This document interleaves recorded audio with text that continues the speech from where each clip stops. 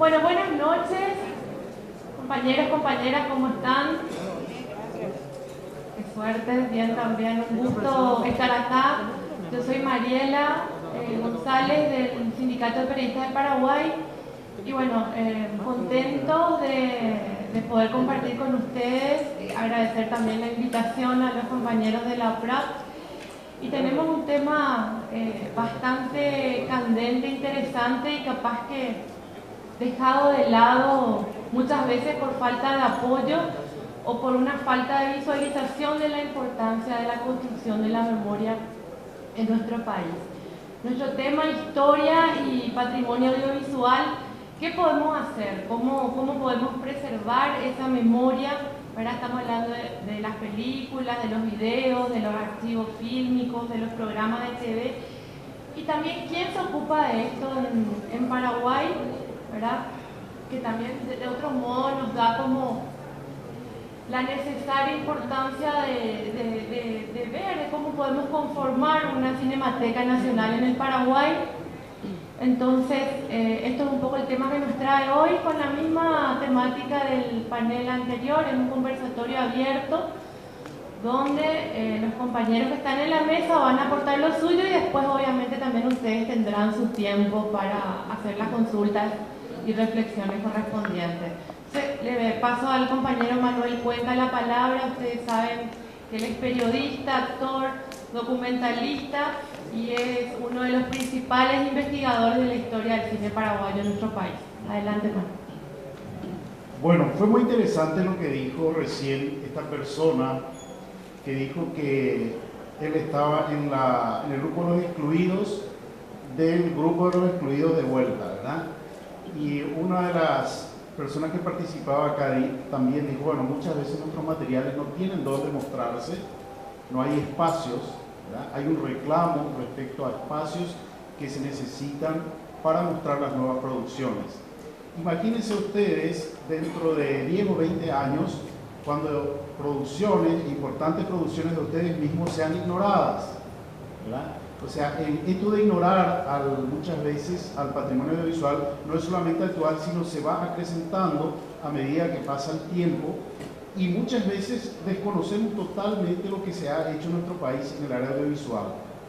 Acá en Paraguay se filma desde 1905. Imagínense, en 3 años vamos a cumplir 110 años de cine en Paraguay y es muy poco o a veces es nada lo que sabemos sobre lo que nuestros propios colegas hicieron en este siglo más 10 años.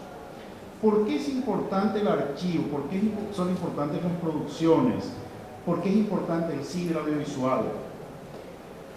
Ahora se habla de que todo este campo es el principal espejo de una sociedad. Y nosotros vemos en nuestros espejos más imágenes reflejadas del cine o el audiovisual afuera que de nosotros mismos. En salud mental dice que cuando la persona pierde la capacidad de reconocerse a sí misma, está con problemas de salud mental. ¿Y qué sería de una sociedad o de un país que mira al espejo, que es el audiovisual y el cine, y no ve su propia imagen, sino ve la imagen de otras sociedades, de otras personas, de otras culturas? Que eso no está mal, ¿verdad? Creo que es importantísimo conocer las culturas, las personas, otras sociedades, aprender de ellos, pero también es muy importante vernos a nosotros mismos, ver qué somos, cómo somos, y que esto también sirva para que otras sociedades nos vean a nosotros mismos y no seamos un ausente en el mundo como hemos sido por muchos años. He tenido la experiencia, era festival que cuando se anunciaba Paraguay la gente venía en tropel porque nunca en su vida había visto algo de Paraguay. Entonces, a pesar de que es un elemento negativo, también es muy positivo hasta ahora en los festivales, porque la gente quiere ver cosas de un país casi desconocido en el ámbito audiovisual. En Paraguay creo que tenemos el grave problema que no registramos lo que se hace, ¿verdad? Creo que hasta ahora no hay un observatorio que esté registrando la cantidad de materiales, especialmente a nivel de cortometrajes, que se están haciendo. Eso en poco tiempo va a significar que esos materiales van a estar prácticamente en el olvido. No se registra, no se investiga y no tenemos, por la falta de una ley de cine, una cinemateca nacional donde todos estos materiales estén disponibles. para que cualquiera los pueda ver, no solamente aficionados al cine o al audiovisual, sino también investigadores en distintas áreas, que pueden ir desde la antropología, la arquitectura, el vestuario y miles de áreas más. Acá en realidad el primero que empieza a hablar de estos temas es Alfredo Seifert, que es un historiador que murió lastimosamente muy joven, que descubre las publicaciones sobre las primeras exhibiciones de vistas de actualidad extranjeras en 1900 en el Teatro Nacional, que ahora es el Teatro Municipal, y que eran películas cortas como se estiraban en esa época de 2 minutos, por ejemplo, toreos en España, la Armada Mexicana, Jardín botánico en París y cosas por el estilo, ¿verdad? Lo que sería como un tipo noticiero de hoy con películas de 2 minutos. En 1905 se tiene el primer registro que descubre José Luis de Tone, que es nuestro colega periodista, de exhibición de vistas de actualidad filmadas en Paraguay. El Mercado Central, que estaba en una de las plazas, las 4 plazas del centro, el traslado de la Virgen de la Asunción desde la iglesia a su casa particular, que es una casa que estaba al lado del Lido Bar, que ahora está demolida, el desfile del marcial Cuerpo de Bomberos a cargo del comandante González. Un año antes se había creado el Cuerpo de Bomberos, que era con carros estirados con caballos, ¿verdad? Eso se filmó en ese año. Y vista de multitud de personas donde se va el presidente de la República, el ministro de Guerra y Marina. Quizás habrán sido 6 o 10 minutos de filmación, pero es la primera proyección que se tiene noticia en Paraguay. De ahí en más hay muchísima producción de documentales durante 20 años, son extranjeros, de lo que se sabe hasta ahora, ¿verdad?, que vienen a filmar a Paraguay, se radican, algunos incluso por 1 o 2 años, algunos forman familia acá, tienen sus descendientes como los Peruzzi. Del 25 hasta el 55 hay una etapa de producción ya nacional con los Carrón Key y otros realizadores, y a partir de los 50 comienzan las películas de largometraje argumentales, que en principio son todas en coproducción con otros países, y a partir de los años 60, con la creación del cine arte experimental opositor a la dictadura y la gran producción de Guillermo Vera con apoyo del Estado, ¿verdad?, empiezan los largometrajes, se extiende hasta hoy, paralelamente una gran producción de cortometrajes que se intensifica a partir de los años 80 con la aparición del video. Y tenemos esta etapa final de producción exclusivamente de largometrajes y cortometrajes paraguayos con lo digital, que se genera a partir del año 98. O sea, hay muchísimo que hablar sobre la historia, yo no quiero aburrirles con la historia, pero siempre digo que si nosotros no podemos ver la historia, lo que hicieron los que vinieron antes de nosotros podríamos saltar 110 años viendo lo que ellos hicieron, y a partir de los errores y los aciertos que hicieron estos pioneros, a partir de ahí seguir construyendo y no volver a cometer quizás los mismos errores, era de esos 110 años, tratando de comenzar o recomenzar de nuevo. Hay un trabajo que no sé si calificaron en el cine documental o cine experimental de Carlos Aguirre, que se llama El Pueblo, de 1965, que si hoy se exhibiera y nos dijéramos que es del 65, ustedes van a pensar que es uno de los jóvenes realizadores más vanguardistas del mundo, ¿verdad? Y no podemos ver, por ejemplo, esa realización, que aprenderíamos muchísimo de lo que hizo Carlos Aguirre en una serie de realizaciones. Por eso que es importante, la OPRA plantea ahora formar un archivo audiovisual, que hasta ahora no existe. Sé que hay varias otras instituciones que están con esas intenciones, pero creo que quise darle un pequeño pantallazo de la historia del cine, sin entrar mucho en los contenidos que hubo, para que veamos que tenemos casi 110 años de historia del cine que prácticamente desconocemos y que no tenemos un lugar donde ir a ver. Bueno, vamos a aplaudirle acá, agradecerle a por su exposición, ¿verdad? Hugo Cataldo, guionista y realizadora. Continúa. Yo voy a hablar más de la parte de una persona que estudió audiovisual y que está muy interesada y sufre por la urgencia que hay de la creación de una cinemateca nacional en el Paraguay. yo estudié afuera, volví hace 5 años atrás y lo primero que pregunté es dónde me puedo ir a ver una película paraguaya, dónde está la Cinemateca. Y de repente hay como una confusión, yo me confundí y me fui a ver el tema de la Fundación Cinemateca, que tiene un nombre homónimo, pero en realidad es una fundación privada, ¿verdad?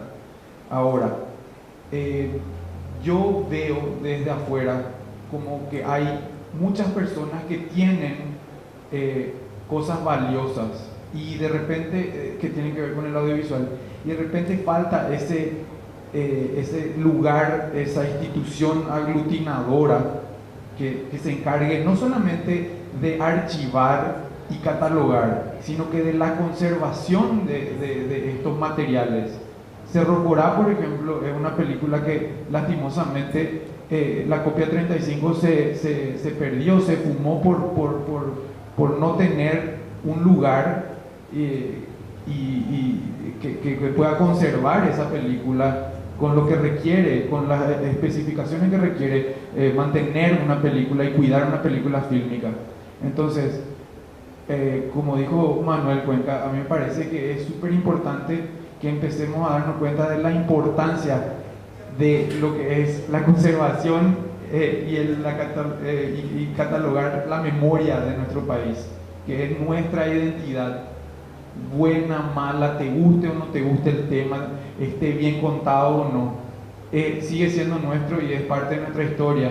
Y de repente viendo en secuencia y viendo de principio a fin, con lo bueno y con lo malo y con lo mediano, nos damos cuenta de lo que avanzamos, de lo que crecemos, de a dónde vamos y de dónde venimos. Y esperemos que no solamente de la parte, vamos a decir, gubernamental, sino que también de la gente misma, del ciudadano, empecemos a darnos cuenta de esa importancia. Y si tenemos cosas que nos dejó nuestro abuelo, tengamos también un lugar donde poder dejar. A mí me trajo una tía un rollo de 16 y yo no sé dónde llevar. El rollo está casi inexistente porque estuvo metido en un lugar donde había agua y humedad y eso se perdió. Yo estuve mirando y al hacer así se deshace. Entonces pasó mucho tiempo, hay yo creo una confusión de nombres con una institución privada y tenemos que, no solamente los ciudadanos, sino que el Estado tenemos que darnos cuenta de esa diferencia y hacer algo al respecto ya, porque así como a mí me llegó esta cinta de mi tía que ya no sirve y que no vamos a saber qué tuvo nunca, esperemos que nos pase esto con otras cosas, ¿verdad? Entonces yo urjo a, si hay alguien acá o alguien ve después de este video, que empecemos a darnos cuenta de esta urgencia. Es una urgencia y necesitamos solucionar esto ya. Eso no más. Y a continuación vamos a escuchar a Jorge Díaz de Bedoya, guionista, realizador e investigador de la cultura audiovisual.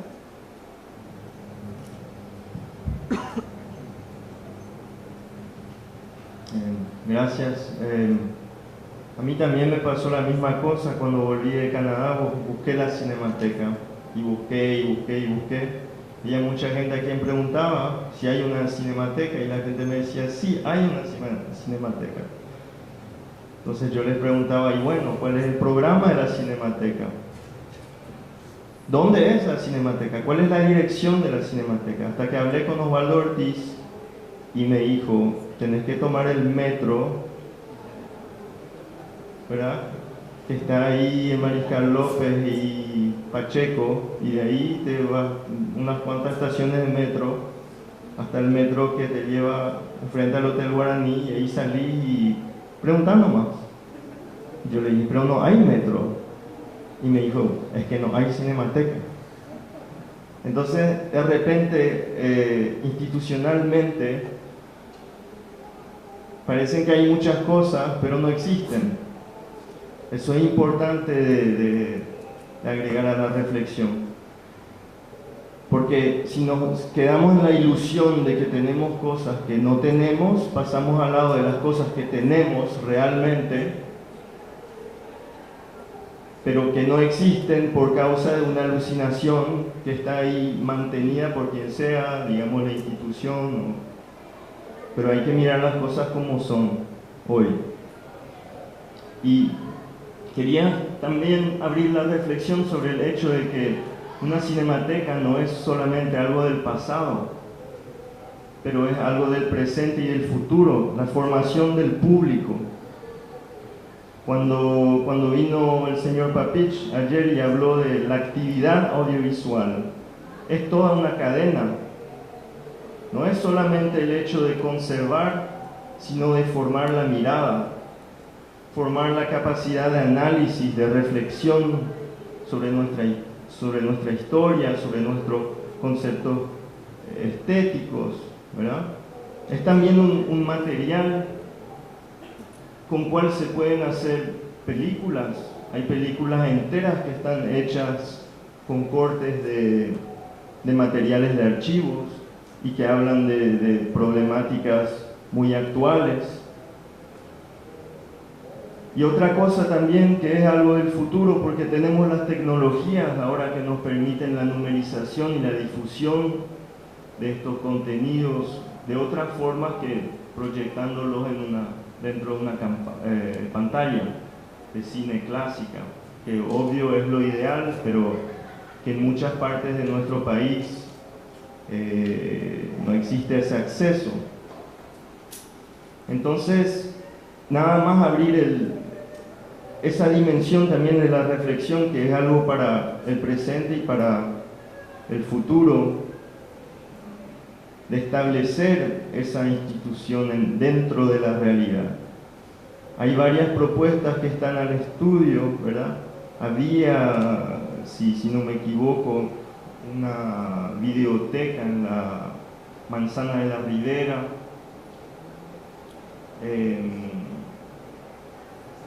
Pero todo esto, para lograrlo, se necesita realmente un apoyo, una sinergia entre la sociedad civil, la ciudadanía y el Estado. Yo les invito a los que son estudiantes, a los que son del rubro audiovisual, de los varios rubros audiovisuales, que vengan, que se junten a la OPRAC. Nosotros tenemos comisiones de trabajo en las cuales comisiones tratamos de estos temas y estamos entre muy poca gente. Hay que diversificar la reflexión, hay que aportar horas de trabajo para justamente formar un movimiento ciudadano y que esto no se quede solamente en conversatorios, que no se quede solamente en ideas, pero que se establezca dentro de un plan concreto, ¿verdad? Son las acciones concretas de cada uno que van a llegar a que podamos encontrar maneras de encarar un dispositivo. Si comenzamos ¿por qué comenzamos? ¿Por un lugar? ¿Cómo lo enmarcamos dentro de la ley del cine, por ejemplo? Creamos un instituto del cine y una cinemateca de manera simultánea, o tal vez existen otras estrategias que nos evitarían instaurar otra burocracia suplementaria a las que tenemos. Nuestro Estado no tiene recursos para eso ahora. Creo que menos de 1% está dedicado a la cultura por el Estado paraguayo. ¿4? 0,04%. Y esto porque la gente no exige al Estado. En Paraguay tenemos una cultura que viene de la dictadura, en la cual esperamos que el Estado haga cosas por nosotros, pero el Estado va a continuar a ser el Estado, con su ineficiencia, con su falta de visión. Es el ciudadano que tiene que exigir del Estado y del funcionario que cumpla con la misión que le confía el ciudadano. Entonces, me parece que dentro de la lógica de crear instituciones que protejan nuestro patrimonio, si no nos involucramos y si no creamos esa manera proactiva, esa manera de democracia participativa al final, no podemos lograr nada, porque vamos a hacer la más linda ley del mundo, pero que no se va a aplicar. Como muchas leyes que tenemos que son hermosas, como muchos proyectos que existen, que son financiados, pero si no estamos ahí para velar también a que estos espacios nuevos no sean usados por los poderes políticos o económicos, como es la costumbre en nuestro país, si no inscribimos, por ejemplo, claramente el perfil de las personas que entran en estas instituciones que queremos diseñar, para impedir que los políticos, por ejemplo, le pongan a cualquiera de sus contactos, que no tienen el conocimiento, que no tienen el know-how, que no tienen la sensibilidad o la intención de hacer un trabajo real. Nos vamos a encontrar con nuevas burocracias, con nuevos planilleros y con un sistema de guapú, un ñembo instituto con taller, películas, ¿se entiende? Eso es en lo que estamos ahora. En muchas partes del Estado estamos con las ruinas, con las momias y con las ruinas que nos dejaron los grandes faraones de nuestra dictadura. Entonces esos espacios tenemos que recuperar y tenemos que exigir, y depende solamente de nosotros. Y ese es el patrimonio que vamos a dejar también, y no solo materiales que son importantes, pero una actitud, un comportamiento ciudadano, y el patrimonio así se convierte en algo del presente y del futuro. Gracias.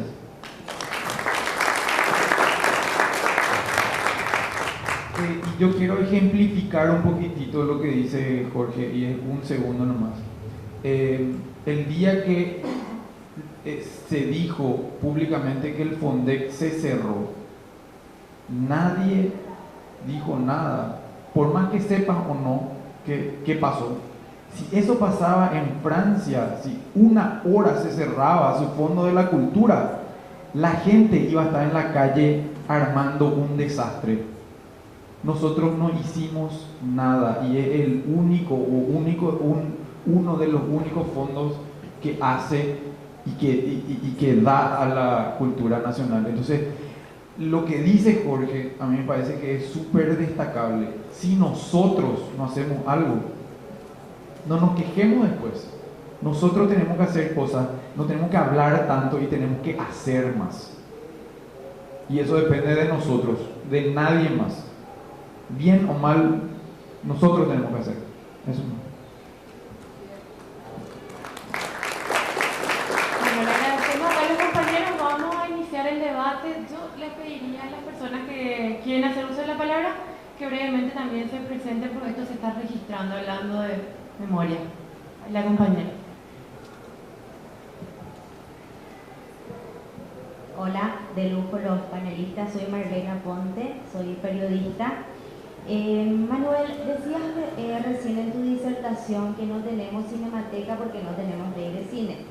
Pero para la ley de cine creo que va a faltar mucho todavía. Ahora mi consulta es la siguiente. Crear la Cinemateca Nacional no puede ser un plan completo, acá como decía el señor José, de repente un plan concreto de la Dirección del Audiovisual de la Secretaría de Cultura o, no sé, la OPRA, pregunto. Bueno, justamente uno de los puntos que Osvaldo Ortiz estuvo ya hablando ayer y que es parte del trabajo, y creo que ellos van a poder explicar mejor, es que la OPRAP tiene una iniciativa, ¿verdad?, para crear esa instancia. Yo sé que en este momento parece que hay procesos, ¿verdad?, que de repente todas las cosas sean juntas, como se dio este congreso que nunca tuvimos a toda la gente reunida, era una idea que parecía imposible y ahora sucedió. Creo que también con el tema del patrimonio pasa lo mismo. Casualmente en este momento hay 3 iniciativas, una de ellas es la de la OPRAP, que quieren, como él dice, hablar menos y trabajar más en la formación de algún tipo de cinemateca. Entonces esas iniciativas están corriendo y yo creo que es muy importante que todos apoyemos y que se empiece a trabajar. Realmente requiere mucho trabajo, requiere también de mucho dinero y requiere también de muchas ideas, ¿verdad? Como él dice, una cinemateca no está solamente para guardar papeles viejos o celuloide viejo, sino para que aprendamos nuestro país, para que reflexionemos, y yo creo que él explicó perfectamente la variedad de elementos para los cuales sirve un archivo, una cinemateca en el país.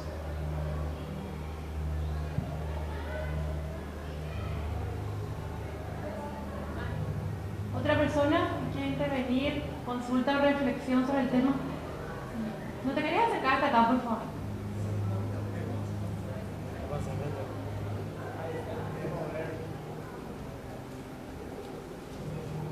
Buenas noches. Intervine desde la mañana, ya quiero participar. Llegué a trabajar con Manuel Cuenca justamente en Historia del Cine Paraguayo en la Universidad del Norte, tuve el privilegio. Bueno, quería alentarle a los compañeros, yo sé que animarse es importante. Nosotros estamos trabajando en un archivo audiovisual en la Universidad Nacional. Generamos con muchas ganas. No tenemos quizás la técnica, ni los formatos, ni el dinero, pero estamos haciendo las cosas. Yo sé que en la Universidad del Norte hay un archivo audiovisual muy rico y se generó con propias ideas. Lo que yo me pregunto es, ¿cómo nosotros podemos ayudar? Con el convenio que firmamos hoy, todos los alumnos de la Universidad Nacional pueden participar en el programa. Pero ¿qué podemos hacer? ¿Cómo podemos juntar alumnos para, digamos, fortalecernos dentro del formato cinematográfico que necesitamos? ¿Cómo podemos hacer? Muchísima gente te llama a mi casa y gente interesada. Entonces, ¿qué hacemos? Gracias. Yo le quiero decir algo cortito, hermano. Justamente la OPRAP es vamos a decir, el ente aglutinador. Nosotros todo lo que queremos hacer o las dudas que tenemos que hacer a través de la OPRAP, porque la OPRAP es la que va a decir, le vamos a conectar con vamos a hacer con Y ahora lo que tenemos es 3 iniciativas más las iniciativas de las universidades para hacer la misma cosa. ¿Por qué no nos juntamos todos y hacemos una? Vamos a tener más fuerza, creo yo. Entonces, creo que hay razones políticas o de que fulano no le quiere a Mengana o algo así que hace o falta de coordinación misma o falta de comunicación. Es la primera vez que nos encontramos y que podemos hablar entre todos así en un lugar y estamos todos y después otras personas a partir de esto se pueden enterar. Entonces, yo creo que hay que tratar de aglutinar. Entonces, a través de la OPRAP, hagamos que la OPRAP sea fuerte y hagamos que la OPRAP pueda cumplir con su función, que es la de comunicar, aglutinar y hacer las conexiones entre las cosas. Eso. La OPRAP, hablamos de los presupuestos, pero antes de hablar del presupuesto no tenemos un inventario completo, no tenemos idea del inventario de cada uno, de la cinemateca, por ejemplo, la famosa cinemateca fantasma esta, tendría un fondo de imágenes, pero no sabemos cuál es el inventario. ¿Cuántos rollos hay? ¿De qué?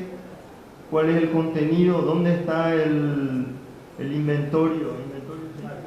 El inventario de las obras. No sabemos si recibe algún tipo de financiación que existe ya del Senado, no se sabe nada. Pero si nadie reclama la información de las instituciones, ¿cómo se va a saber? Entonces para eso está la OPRAP, como les decía antes, para velar a que las instituciones cumplan con sus deberes legales, que ahora en muchos casos lo sabrán, eso no existe en nuestro país. Lastimosamente, acá las instituciones, cada uno hace lo que se le canta, como se le canta, y nadie verifica. O sea, hay sistemas de control, pero tan abiertos, que al fin de cuentas no rinden cuenta a la ciudadanía de las actividades, de las ayudas que se dan, de lo que se recibe, o de una manera tan general y tan imprecisa, que no se puede tener una lectura con indicadores de la eficiencia de las inversiones que se hacen, porque ni se saben cuáles son las inversiones. Y como lo decía, cada uno funciona por su propio proyecto. Yo voy a ir a pedirle a Itaipú, no, yo también me voy a ir a pedirle a Itaipú por la misma cosa. Entonces es como ir a pedirle dinero al papá para comprar caramelos, no es serio. ¿Dentro de qué marco se hacen pedidos? ¿Por qué el resto del gremio, por ejemplo, cuando alguien va a pedir $3 millones a Itaipú para abrir un cine en Ciudad del Este y para conservación de películas, no habla de eso con el resto del gremio? Porque nosotros aceptamos también, aceptamos que estos personajes se muevan como quieran, y así no es la democracia. Tenemos miedo porque un día se van a enojar y tienen posiciones de poder y no van a dar el fondo para hacer nuestro proyectito de película. Entonces nos callamos. Ese es el ambiente que le da poder a la gente que es incompetente y mediocre. Nosotros tenemos que exigir las informaciones por escrito y de manera oficial, y aquí olvidar la famosa informalidad, pero que todo esté en constancia, que tengamos documentos, que no sea más chisme, como dijo él, fulano, que no le quiere. Esa cultura que fue fomentada durante el reino de los Piragüe, esa tenemos que erradicar. Nuestro problema aquí es un problema mental, es un problema cultural, es un problema mental, pero no podemos siguiendo ser víctimas de algo que existe solamente en nuestra mente. Tenemos que apoderarnos, tenemos el poder y depende otra vez de nuestra voluntad. Yo no sé si ustedes algún día tuvieron experiencias en las cuales se dieron cuenta del mal funcionamiento, de la injusticia, del tráfico de influencia, de la corrupción.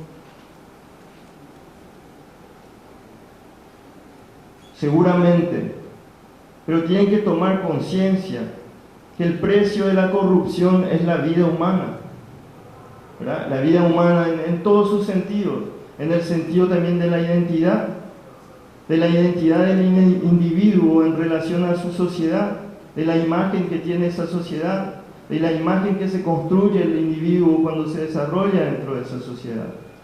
Entonces, si queremos un real desarrollo y si queremos erradicar lo que nos atrasa en este proyecto como en otros, que desde años y años y años vamos hablando y hablando y hablando y hablando, y son siempre los mismos que tocan el mismo dinero para hacer nada, es porque lo toleramos así. Y esa tolerancia ayuda. Entonces, la libertad es una responsabilidad. Tomemos nuestra responsabilidad, recuperemos lo que es nuestro, recuperemos nuestro patrimonio. Gracias. Sobre el tema también que tiene que ver con lo mismo, y es ejemplificar nuevamente, esto que pasa es porque yo me voy a buscar por mi cuenta individual una cosa, fulano se va a buscar por su cuenta otra cosa, y no nos juntamos para buscar, todos juntos tenemos más fuerza y podemos conseguir más grande. Entonces, usemos nuestra institución legalmente establecida, que es del audiovisual, de los trabajadores del audiovisual paraguayo. Usemos, tenemos algo, alguna queja, queremos saber sobre algo, vamos a la OPRAP, les invito a que sean parte, a que estén trabajando ahí. Falta gente nueva, falta gente joven, y solamente nosotros podemos cambiar, solamente nosotros. Si es que hay gente que se está beneficiando, es nuestra culpa, porque nosotros también hacemos por separado las cosas. O sea, juntémonos, no vamos a conseguir nada para nuestro proyecto, o vamos a conseguir para nuestro proyecto ahora, pero y de acá a 10 años, y de acá a 20, y de acá a 30, somos más que nosotros mismos, somos el audiovisual nacional. Entonces vamos a trabajar más juntos, eso es nomás lo que quiero decir.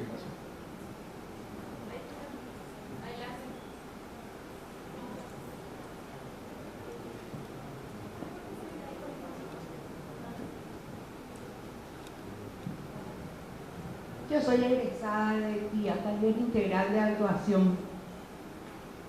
Realmente Hugo ya me ganó en esa parte. Soy veterana ya en eso realmente. Comencé tarde, pero lo que me preocupa es la falta de aglutinación de valores que tenemos en nuestro país. Hay mucho y es necesario unirse. La unión hace la fuerza. Hay mucha gente valiosa, gente joven. Juntos se puede hacer, se puede pedir, se puede pelear y conseguir, exigir. Eso es. Porque somos muchos, más ustedes.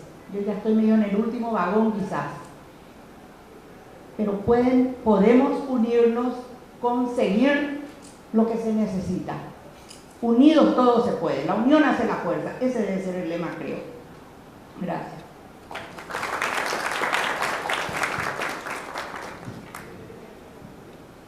A ver quién más se anima. Ahí está, se animó.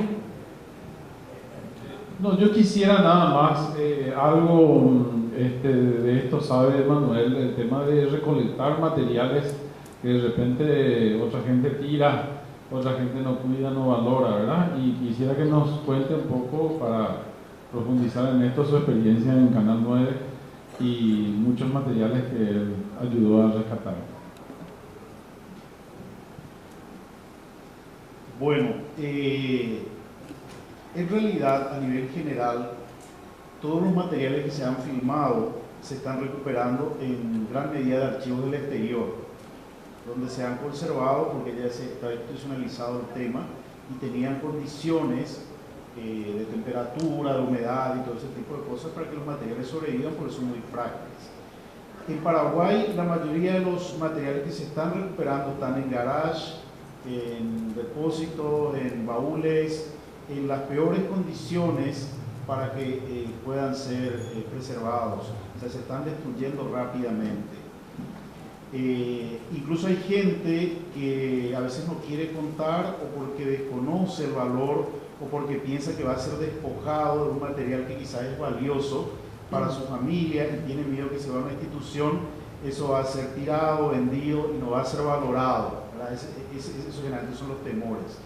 Ayer justamente estuve hablando con Papi, el uruguayo, acerca de cómo ellos legalmente han establecido condiciones para que todos estos temas puedan ser salvados y la gente tenga esa tranquilidad de poder traer su material y que eso realmente pueda servir para todos los ciudadanos.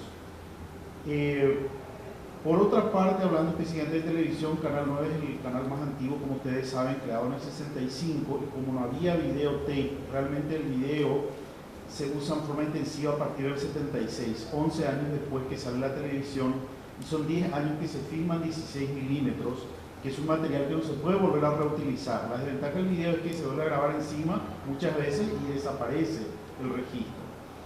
Esos materiales en un principio, según me cuentan, yo andaba ya por el canal, tenía 10 años, pero hay cosas que sé de relato porque no vi, Dice que cada fin de año había un lugar donde se guardaban todos los materiales filmados y se decía, ya hay mucho material, vamos a quemar. Se sacaba al patio y se quemaba porque, yo suelo dar un ejemplo, ¿verdad? Si yo les digo, ¿qué hacemos con el diario ABC de ayer, de hoy, de la semana? Ay, tirad de basurero, sí. ¿Para qué queremos, verdad? Alguien estará guardando. O las fotos, incluso las fotos que nos sacamos de nosotros mismos, nosotros a veces pensamos que no tienen mucho valor. ¿Qué valor van a tener dentro de 10, 20, 50 años? ¿Verdad? Quizás van a ser un rico registro histórico de lo que fue una época. Entonces, eso me contaron que sucedía. Yo cuando crecí más, empecé a ser consciente y empecé a tener un poco más de caradurez como para meterme en cosas que no me correspondían. Descubrí que había como 1000 rollos de 10 minutos cada uno, correspondían cada uno a un noticiero en un altillo totalmente a oscuras sobre un estudio de grabación, y me metía yo con algunos compañeros con alguna linterna, pedíamos un foco y mirábamos qué había ahí, ¿verdad? Y había cantidad de otros materiales que después se tiraron como registros de la publicidad, de los costos, rutinas, que hubiera sido tan interesante conservar para saber cómo fue, ¿verdad? Esos primeros tiempos a nivel incluso comercial. Recuerdo que eso logramos bajar porque yo le insistía a los directivos con el tema del valor económico, ¿verdad? Yo le decía, esto valdrá, qué sé yo, $1000 cada lata o algo así, realmente vale mucho más, o esto vale 10.000. Entonces eso parece que a ellos sí les conmovía porque no sabían del valor, del otro valor que tiene, y se pudo bajar gran parte. Después se trasladó a un depósito donde estaba la intemperie. Una vez yo vi un camión llegando de Cateura con una cantidad de rollos que quedaron trancados ahí en los costados del camión, ¿verdad? Y bueno, a mí me daba como un ataque de asma cada vez que me enteraba de este tipo de cosas. Y bueno, mucho material yo recuperé y quizás cometí la imprudencia de volver a llevar al canal, ¿verdad? Quizás hubiera hecho un robo cultural. Y me pasó con muchas cosas que me querían entregar, películas de los años 30, yo decía, no, eso se incendia, es autocombustible, o se me puede robar, y qué sé yo decía, no, que se quede nomás acá y en algún momento cuando haya una institución vamos a retirar, ¿verdad? Cosa que después ya no cometí ese error, ¿verdad? Creo que hoy en día si algo me ofrecen, bueno, por lo menos anoto dónde está, cuento a ciertas personas que en el futuro puedan rescatar, y bueno, hay cosas así lamentables, ¿verdad? Y a nivel de video la situación es peor, es desesperante, pero yo creo que hay hoy en día por lo menos una conciencia que antes no existía completamente. Hay material que se ha rescatado y que está esperando que haya una iniciativa conjunta para que eso pueda estar, no sé si en un mismo lugar, pero que pueda estar disponible, que sepamos que existe, que podamos aprovechar, que podamos preservar, ¿verdad? Pero hay material rescatado y yo creo que esperando una iniciativa para que puedan sobrevivir años más.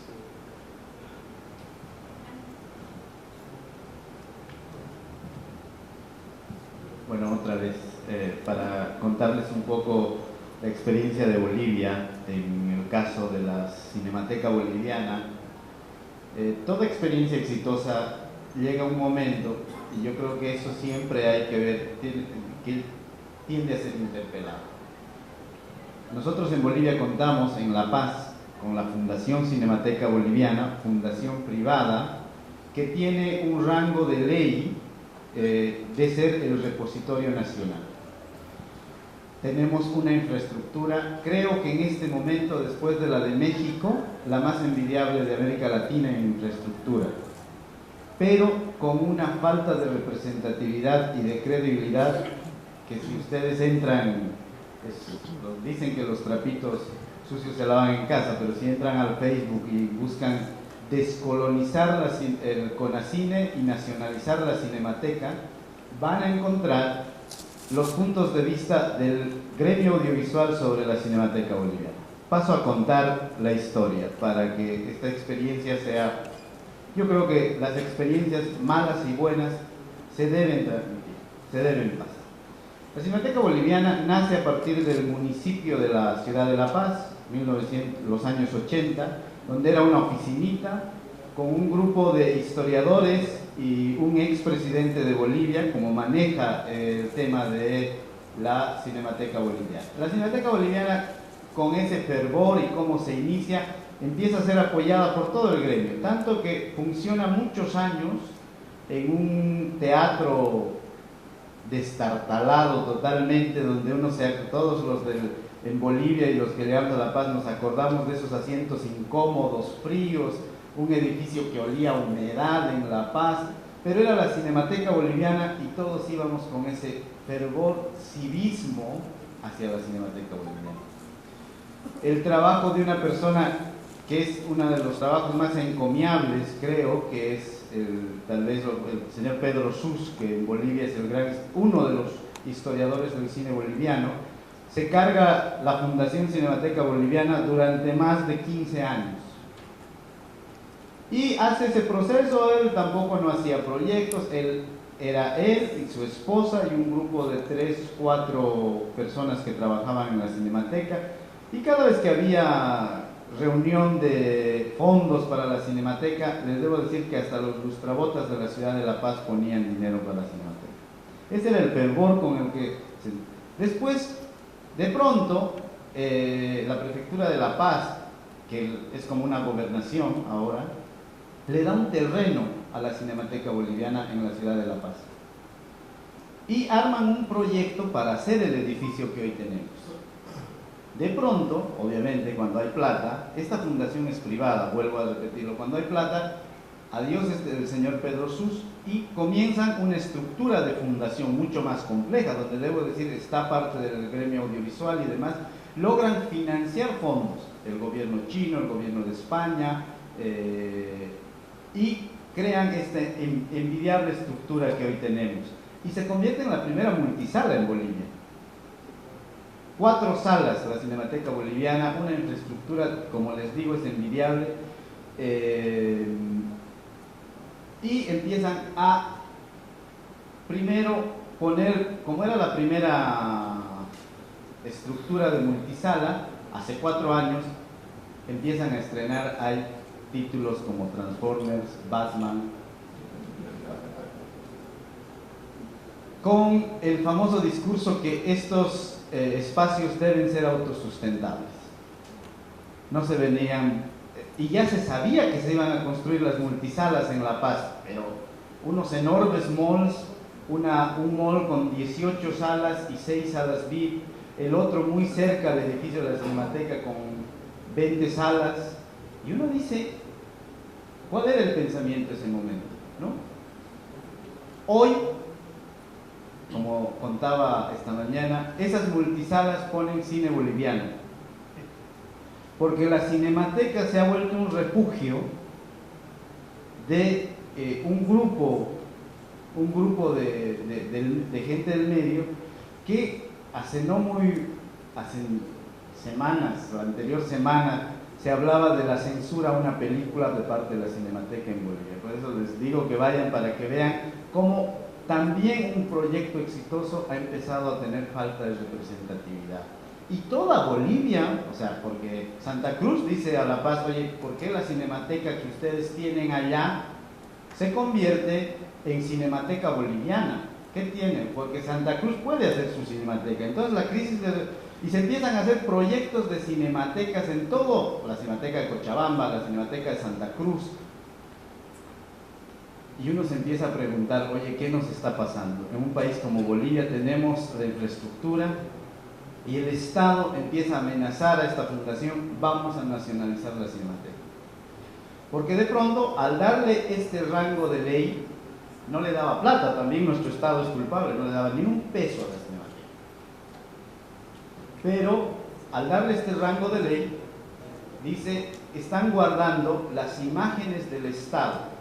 Bolivia, a los que estuvieron, fue hasta los años 80 un país totalmente estatista, donde el Estado era dueño de todo, y todo el repositorio de imágenes de ese tiempo está en la Cinemateca Boliviana.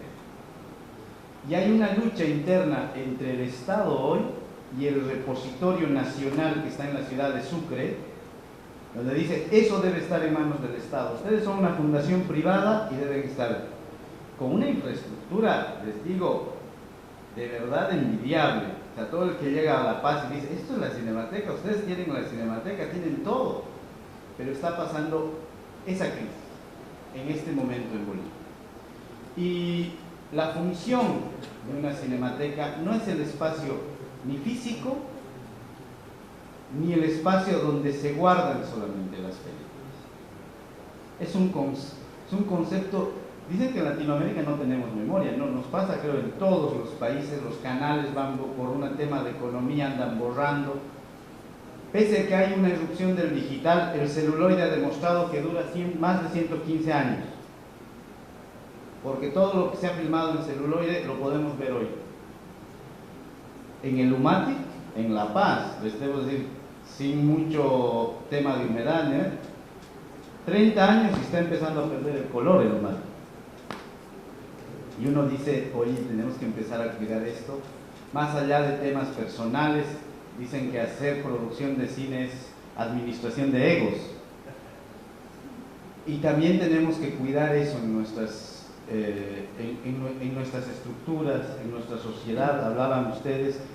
Pero estos éxitos se pueden convertir en feudos de ciertas personas o de ciertos grupos. Es cierto, no podemos ir hacia adelante sin mirar hacia atrás. Eso es muy importante. No podemos refundar cada vez desde cero las cosas. En Bolivia nos ha pasado eso.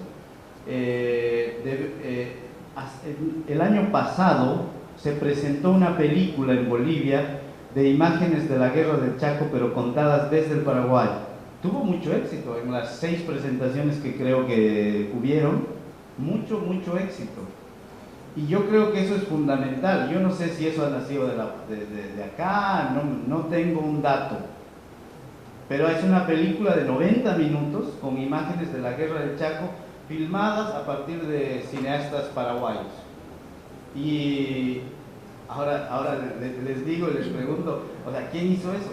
Yo creo que en Bolivia hay un grupo de imágenes encontradas en el Museo de Nueva York, ojo, de la guerra, de los cineastas que filmaron aparte de Bolivia la guerra del Chaco. Y nosotros no guardamos nuestra memoria. O sea, no es un lugar físico la Cinemateca tampoco, es un lugar de responsabilidad de nosotros, es la responsabilidad ética de todos los cineastas, empezar a guardar la memoria para el futuro. Y yo creo que todos estos problemas son las experiencias que no deben pasar ustedes, yo creo que la Cinemateca es muy importante. Y para terminar les cuento, hay una película ecuatoriana nueva de un cineasta que ha hecho una película, le ha ido mal, como en todo, en Latinoamérica, y él se pregunta, ¿dónde está el cine ecuatoriano? Y empieza a hacer un docuficción de saber, para encontrar el cine ecuatoriano, si realmente está en una cinemateca, está en una película, está en un director, ¿dónde está ese concepto del cine ecuatoriano? Y es además muy divertidísima, y se llama Más allá del mall. Entonces, el cine es todo un conjunto de cosas. La Cinemateca no es solamente un espacio físico, es nuestra responsabilidad ética, creo yo.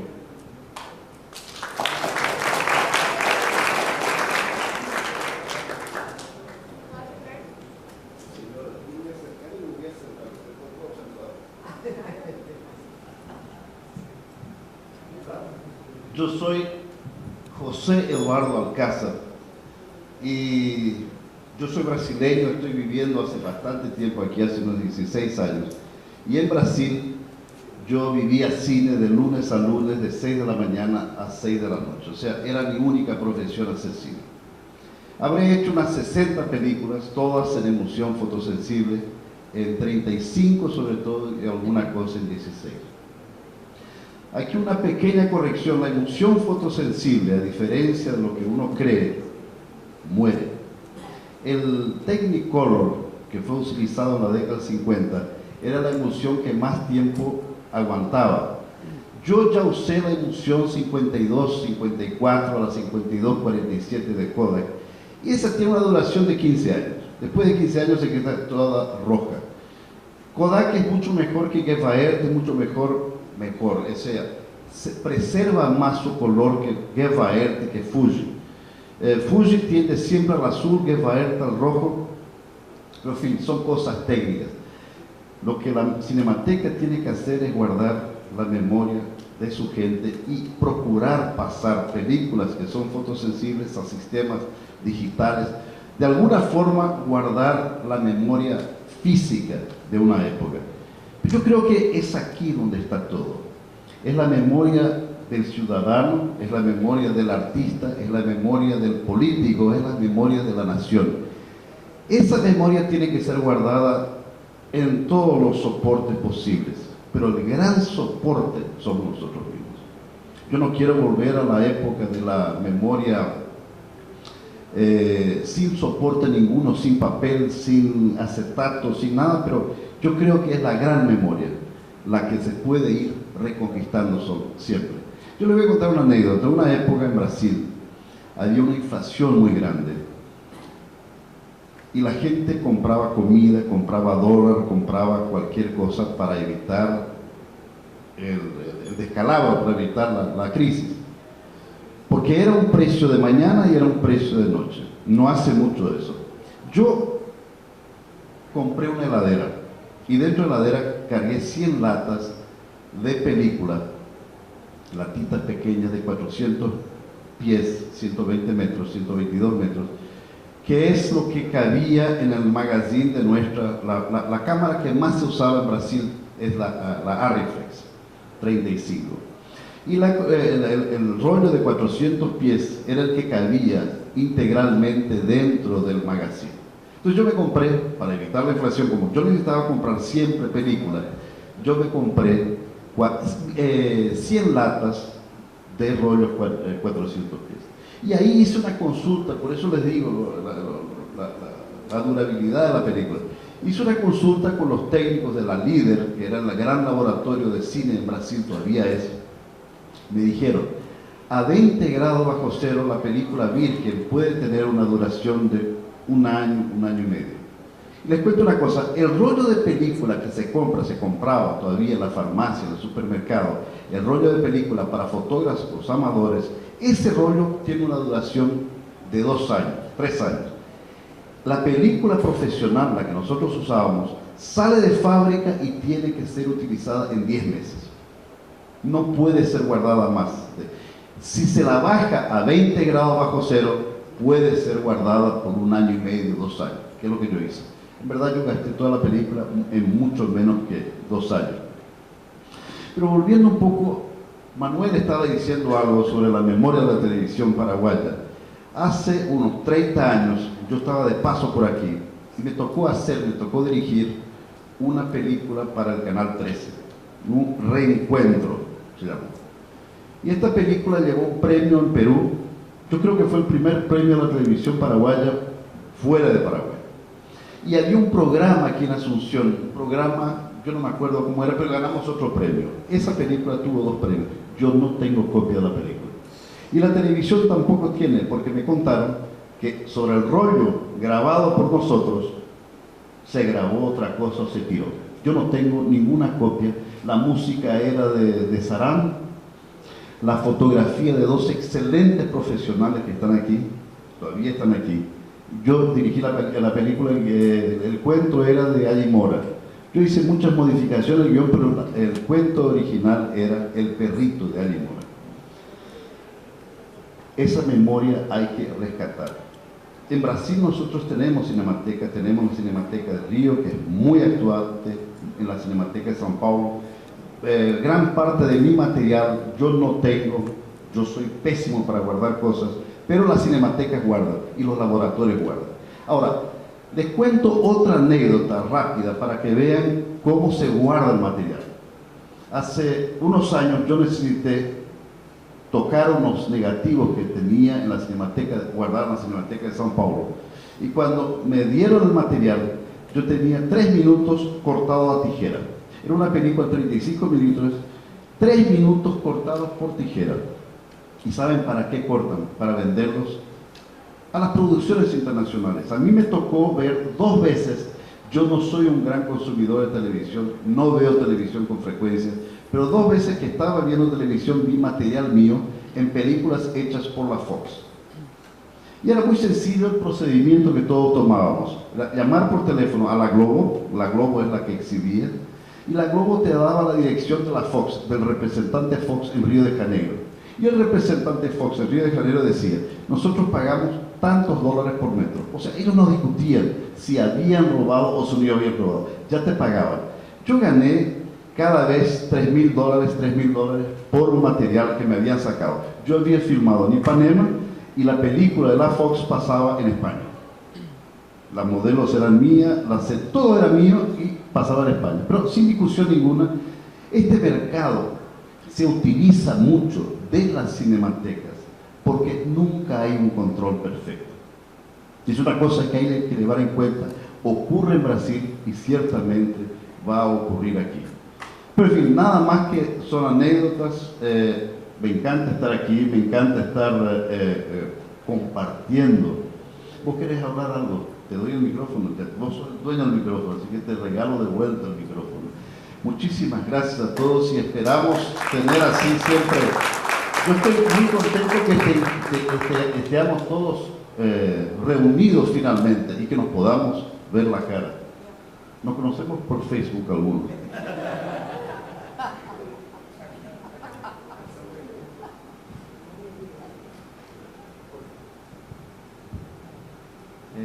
No, yo quería simplemente agregar al comentario del señor que hay una real...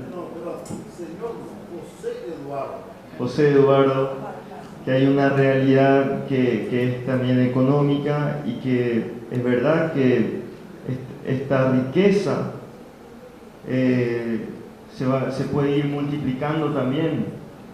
La primera película que yo hice, una biografía sobre un cineasta indígena de los años 70 de la Polinesia, y en la cual todo el material eran archivos que me costaron 60.000 euros del Instituto Nacional del Audiovisual de Francia.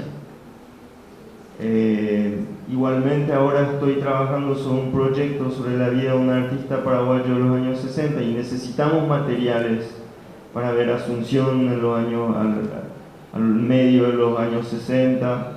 No sabemos si esos materiales existen, pero podríamos pagarlos a la misma tarifa que los pagamos al Instituto Nacional del Audiovisual francés, por ejemplo. O sea que más allá de subsidios, hay también una real posibilidad de explotación de estos materiales dentro de un cuadro con un tarifario, con una forma de acceder a los derechos, de compensar los derechos de sus autores, que es muy importante y que no hay que olvidar, porque de esa discusión, en todo lo que yo oí desde que llegué acá, nunca se habla de esa posibilidad, cómo se planifica la explotación de este material, ¿verdad? Bueno, es difícil saber qué vamos a vender si no sabemos qué tenemos, ¿verdad? Entonces ojalá esto sea un primer paso ya para comenzar a dialogar con estas instituciones y tal vez por nota pedir cuál es su inventario, ¿verdad? Sería el primer paso, un inventario de lo que tenemos. Yo también me parece, a mí me parece también lo mismo que están diciendo todos. Esta oportunidad de hablar de esto, de algo que nunca todavía se habló en un lugar tan grande, con tanta gente que está más o menos con el mismo amor y con la misma pasión por lo mismo, me parece fantástico. Y el hecho de que nosotros tengamos la oportunidad de poder hablar de esto, porque al hablar nos organizamos también y vamos como saliendo de la nebulosa, empezando a ver un poco más claro, me parece que es importante.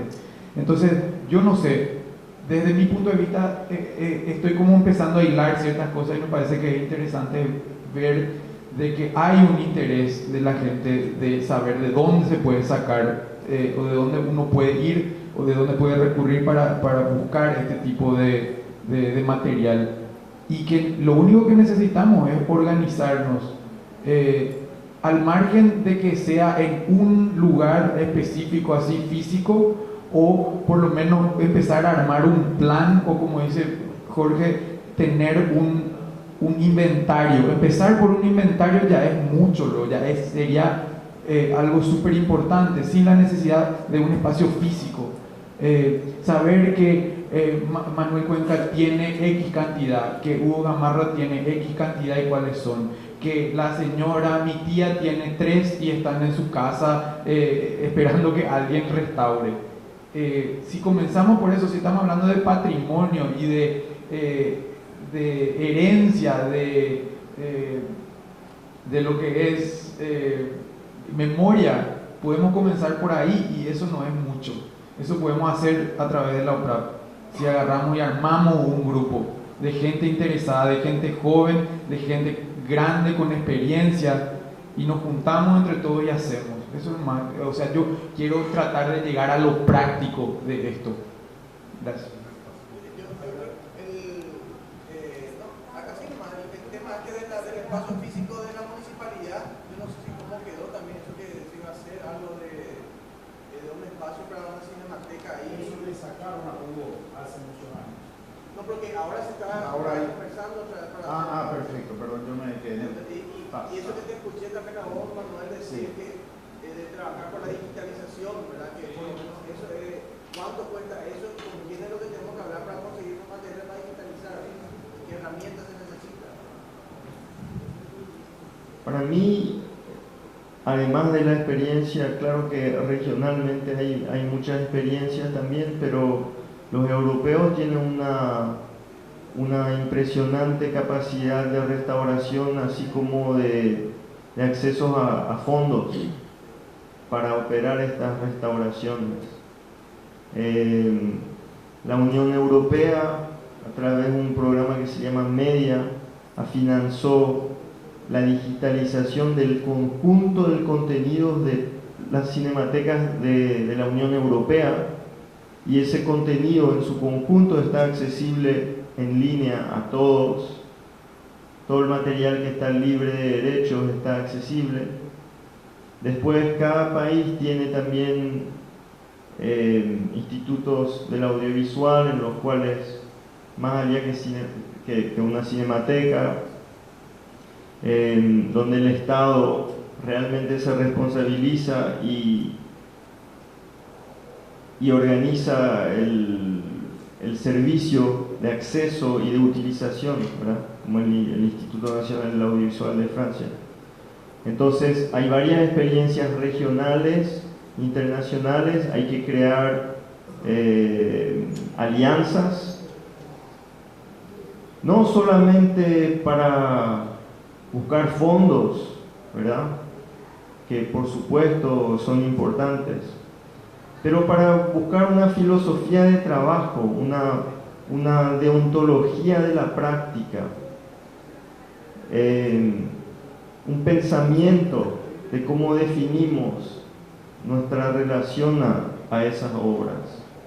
Eso también forma parte de la conservación y de la valoración del patrimonio.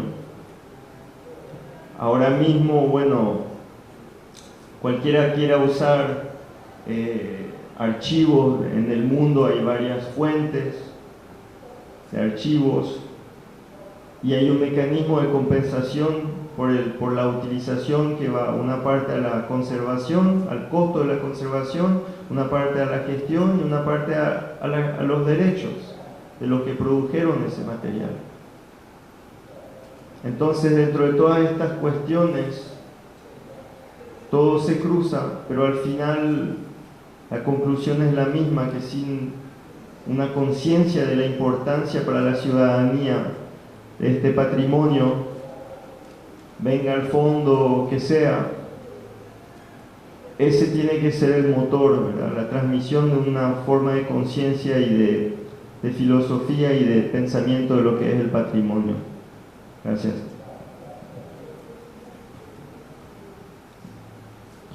Voy a aprovechar brevemente más también para bajar un relato, un testimonio, mejor dicho. Hace unos años yo tuve una corresponsalía, estoy estudiando de cine en Venezuela, en un canal que se llama Vive TV, y bueno, Vive fue un poco la base para Telesur, pero más allá de que esto sea un chavista, que seguramente estarán pensando, quería comentarles que cuando yo llegué al canal, quedé sorprendidísima. Yo creí que dije así en broma, ¿verdad? Y uno de los compañeros que estaba ahí del Brasil éramos 5 periodistas, estábamos haciendo parte de la unidad de prensa internacional en Vive. Pero esto parece un amor, le dije yo, o sea, todo el primer piso era la cinemateca y donde estaban guardados los archivos de la televisión venezolana, ¿verdad? Y un segundo piso donde se estaba trabajando todo lo que se estaba construyendo en el cine de los barrios, de las misiones impulsadas por el gobierno de Chávez, ¿verdad?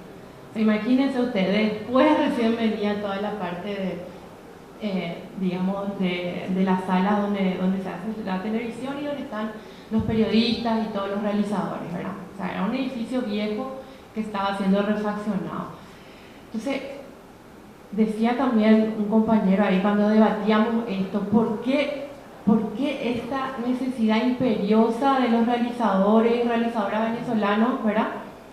Porque había un auge importantísimo donde estábamos periodistas, documentalistas de muchos países de pasantía, o quién no se iba a Venezuela en esos primeros años para ver qué pasaba, ¿verdad? Y mucho apoyo internacional también para ellos. Pero porque evidentemente la gente quería conservar y contar lo que estaba pasando en Venezuela, ¿verdad? Entonces estaba pensando en esto ahora también, más allá de lo que decían acá los compañeros de la cultura del miedo, ¿verdad? De que no hay mucho registrado, o sea, ¿qué es lo que realmente queremos conservar y guardar en la memoria de nuestro pueblo? ¿Qué es lo que queremos contar? Y que de hecho ahora hay una brecha importante también con los medios públicos, que también tenemos que apropiarnos de esos medios públicos en Paraguay, ¿verdad?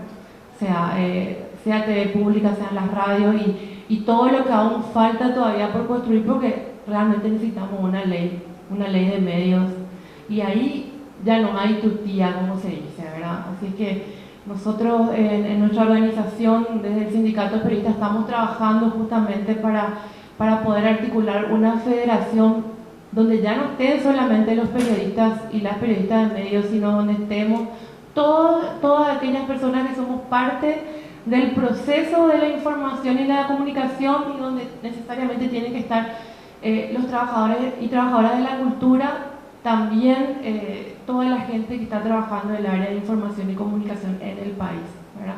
O sea, yo realmente celebro el debate, pero me parece importante también reflexionar un poco en esto, ¿verdad? O sea, no puede ser que todos los que seamos así amantes, apasionados del cine paraguayo nomás que querramos preservarlo por el amor que tenemos al cine, sino que es demasiado importante rescatar esto, no solo por contar lo que pasó, sino que sobre todo para cambiar y para transformar, que es un poco también la misión que tenemos, ¿verdad? Como realizadores, como trabajadores de la comunicación. O sea, está bien que contemos el relato, pero tenemos la misión histórica de cambiar y de transformar ese relato, y que no sea el mismo de eso que queremos preservar de hace años, y que es lamentable, y que es un país que nunca más tiene que volver y que se tiene que ir realmente de acá.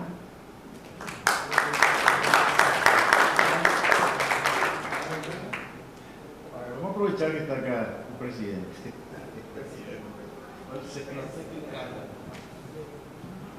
Bueno, agradecerle a los ponentes, agradecerles el aguante. Hay algunos que ya cayeron por una maratona. Sí, cayó, está bien. De las 9 de la mañana hasta esta hora. Yo veo acá gente firme, buenísimo, qué gusto que da, cómo se nota que hacía falta, cómo se nota que hay gente que quiere. Y bueno, también agradecer la presencia de Mariela del Sindicato de Periodistas del Paraguay, gran amiga, nos conocemos de la universidad, ¿verdad? Estuvimos una vez le encerramos al rector y a todo el consejo universitario en su propio rectorado para que salga a responder algunas preguntas que teníamos por hacerle, ¿verdad? Cerramos la Universidad Nacional, cerramos la Facultad de Arquitectura y bueno, nos movimos un poco. Después le pintamos de payaso a Juan de Salazar, ese fui yo. Sí. Bueno, agradecerle también a Manuel Cuenca, un amigo con el que le comento a todos, ¿verdad? Capraz tiene un proyecto de llevar adelante un archivo nacional fotográfico y audiovisual digital que pueda ser construido colectivamente desde las fotos de sus casas y ir buscando en los museos, ir buscando en todos los lugares donde pueda haber registro de ese tipo, volverlo digital y que esté disponible para todos, ¿verdad? Cuidando siempre los derechos de la imagen, el uso y bla, bla, bla, bla de cada material, ¿verdad? Pero la idea es hacer un trabajo en conjunto, tal como cada Manuel Cuenca, tal como cada también Gabriela Socolillo, que no pudo venir porque tenía otros compromisos. Le invitamos también a Mariela del Sindicato de Periodistas que nos apoyen, porque vemos que tenemos eso de querer cambiar un poco el chip, de ir para adelante, de recuperar esa historia que nos fue negada de repente, o que no existió, o que se quiere ocultar, o X. Escuché de todo en el poco tiempo que pude estar. Es que va a haber a Hugo Cataldo, también cineasta, amigo, gran artista también, pintor, un capo, bueno, y a Jorge Díaz de Bedoya, cineasta paraguayo que por mucho tiempo no estuvo acá, vivió en Canadá, vivió en Francia y ahora vive en las Polinesias, no sé qué, pero vino a Paraguay a hacer algo y se quedó. Y hoy es parte de la OPRAP, también un gran trabajador por la organización, que es algo que necesitamos todos que se mueva y todos deberíamos ser parte para que esto funcione y poder conectarnos con más gente y poder llevar adelante esto, que es algo así como, me parece, con un compromiso como ciudadanos, que nosotros que podemos ser más conscientes y trabajamos en eso, podamos recuperar estos archivos, podamos tener a disposición, podamos contarle a nuestros hijos con imágenes de verdad, qué pasó, cómo era, qué es, mira cómo se ve, ¿verdad? Así que les invito a todos, después que colaboren con nosotros, vamos a estar presentando luego eso en estos días también. Y bueno, agradecerles el aguante, la bienvenida, la venida acá, la atención, agradecerle una vez más a los que expusieron. Yo no sé si quieren cerrar, quieren abrir un poco a que alguien pregunte algo, y después a disfrutar, ya Tierra Roja, y disfrutar de sus casas también. Muchas gracias, yo les quiero agradecer personalmente también por venir, por estar acá, por llenar la sala. A todos, muchas gracias.